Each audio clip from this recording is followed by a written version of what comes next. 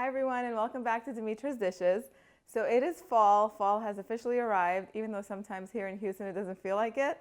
But I still like to eat fall foods and winter foods at this time of year. So today I'm going to be bringing to you a vegetarian roasted butternut squash soup. It's very economical to make. It's beautiful to present. It tastes delicious. It's super duper healthy it has very little fat in it and just lots of vegetables. And then it's perfect for Thanksgiving, and it freezes well. And I can go on, but I'll stop right there because we have to start making this deliciousness. You need some butternut squash that I've cut up and cubed into fairly medium-sized pieces. Sometimes around this time of year, depending on which part of the country or which part of the world you're in, it comes already cut up in packages, and that's great. It's not very hard to peel and cut anyway, but if you can find it already cut up, just go ahead and get it. It'll be in the refrigerated section where they have vegetables.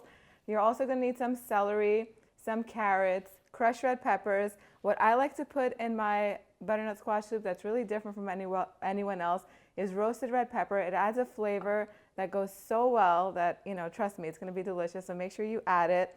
Some garlic cloves that we're going to roast all together. An onion, a large onion that I've chopped up in the same size pieces that I have my butternut squash chopped in. Olive oil, salt, and pepper, and that's it. Then you're going to need some water. So what I'm going to do is I'm going to add everything to my roasting pan. I have my oven preheated at 425 degrees. So you want to make sure that's ready to go because you really just put everything together except for the roasted red pepper. That goes in later. It goes in the pot. I'm going to chop up my vegetables, the rest of them, and add it over here. Move this to the side.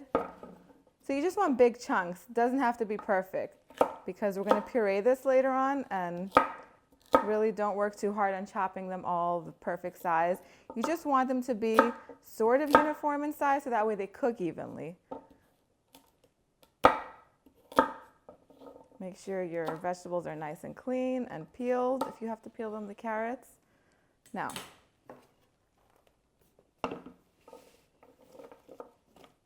I'm just going to put everything in my tray, and you don't have to worry about it being in like a perfect single layer. They overlap. You're just going to want some caramelization on them, and that'll happen while it's cooking in the oven, while it's roasting. So now I'm going to put a little bit of olive oil, about a quarter cup, a little bit of salt,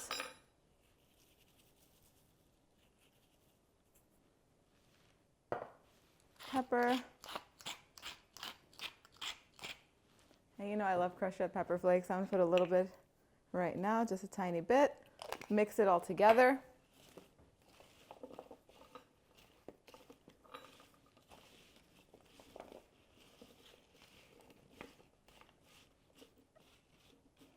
Now I'm going to pop this in my oven. Again, I told you it's preheated to 425 degrees, and I'm going to let it cook until they're almost caramelized on top. I'll show you what that looks like. They'll be soft and perfectly cooked. It takes about 50 minutes or so, sometimes 45, sometimes an hour. So just keep an eye on them, but I'll definitely show you what they should look like when they're ready.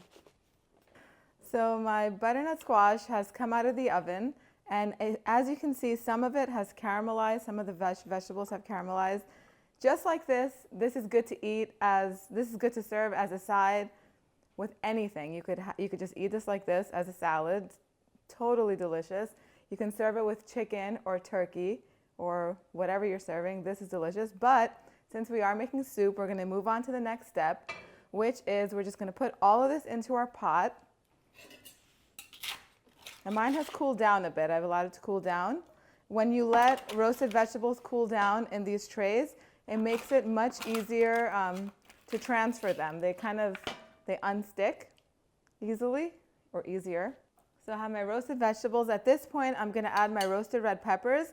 And though these are just jarred roasted red peppers in water, you can roast them if you want. You can take a red pepper and roast it by yourself. That's fine. To this, I'm going to add water. Now, when I'm cooking a vegetable-based soup that doesn't have any meat to it, then I really like to keep it vegetarian. You don't have to add any vegetable stock, and I prefer to just add water to keep the flavor of the butternut squash. Sometimes the vegetable stocks that are already made or that you happen to make are really loaded with more like onion and celery flavor, and that kind of, I don't want it to be overpowering. I want the flavor of the squash to really shine in the soup. So I just add water, and it's really simple, and you don't have to go and buy anything extra. Plus, it tastes super good. So I'm just going to cover this with water, and you need about 6 to 8 cups of water. And you could adjust the thickness later too. So what I'm going to do is I'm going to cook them a little bit more so that way their flavors release. Some people like to just puree it in the blender with some water before cooking it, but I feel like cooking it for about 30 minutes and letting it simmer releases more of the flavor, and it just tastes way better than as if you were just to like put it in your blender and puree it before it cooks. So I'm just going to cover this up, let it simmer for about 30 minutes, then we're going to puree it, and then it's just going to be ready.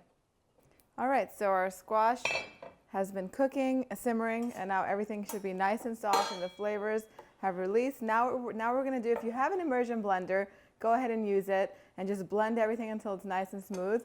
My immersion blender is not that powerful, and I don't want there to be any chunky things in there, so I'm just going to, I want this to be a really nice smooth soup. I'm going to put everything in my blender in about 2 or 3 batches. Please do not try to put this all in your blender because the steam will make the top come off and you'll get burned really badly, so we don't want that happening. Take your time and blend this until it's nice and smooth in 2 or 3 batches.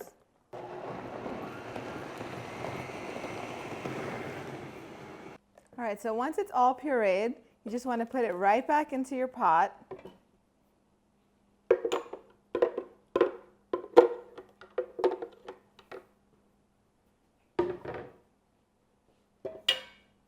Turn the heat on a medium. And then I like to thin it out a little bit more. I actually added a little bit more water while I was blending because it was thicker and the vegetables weren't pureeing as smooth. So I'm going to add a little bit more water. And at this point, you could add as much water as you want to make it the thickness that you prefer it or that you like it. And it does thicken as it sits a little bit more. And then at this point, you should just taste the seasoning.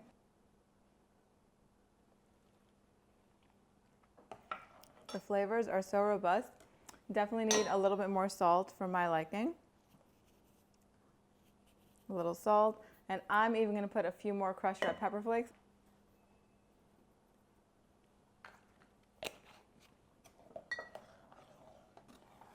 Beautiful. And just like that, once it comes to a boil, taste the seasoning again and see if it's the way you like it.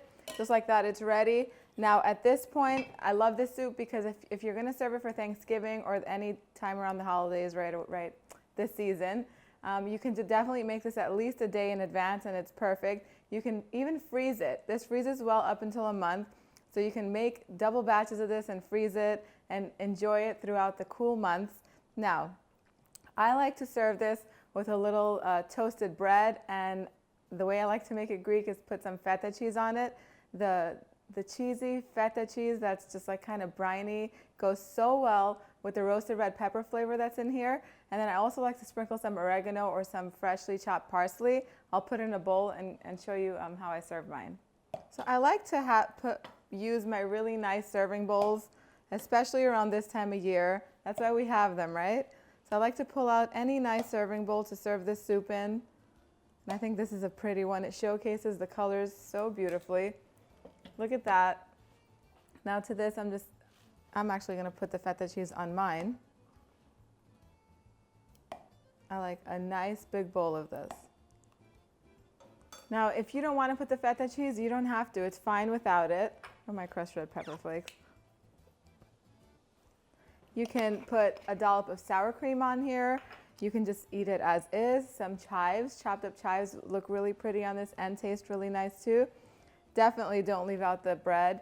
What I even like to do with this, I didn't do it now because I kind of thought of it last second, but if you take slices of Italian bread, brush some olive oil on them, maybe sprinkle a little bit of oregano, and then put some crumbled feta on there, put it underneath a broiler and let the feta melt. Those would make the most absolutely divine, most delicious croutons on top of this. So give it a try and then let me know if you made it in the comment section down below. I'm going to have a taste of this.